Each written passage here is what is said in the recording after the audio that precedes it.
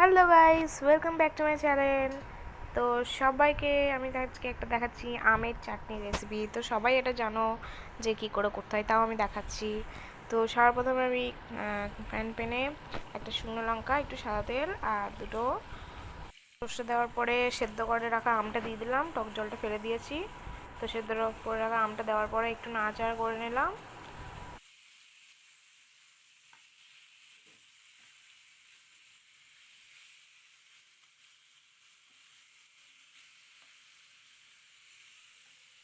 তো গাইস একটু নাড়াচাড়া করে নেওয়ার পরে নুন দিয়ে দেবো। নুনটা দেওয়ার পরে আবার খানিক নাড়াচাড়া করব।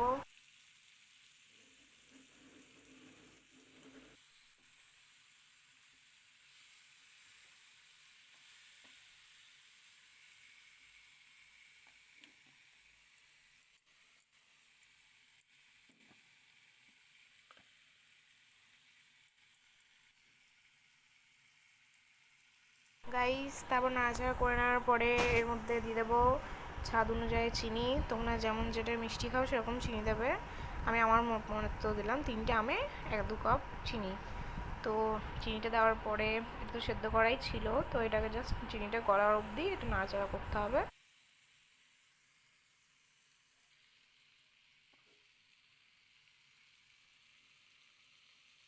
নাড়াচাড়া করতে করতে একটু জল দিয়ে দেবো।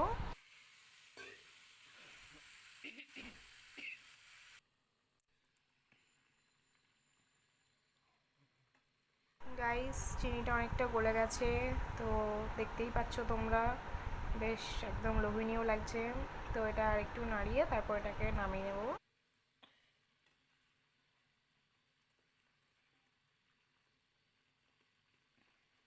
তো আমগুলোকে এবার একটু ম্যাশ করে দেবো খুন্তির সাহায্যে, যাতে একটু জেলি জেলি টাইপের হয়ে যায়।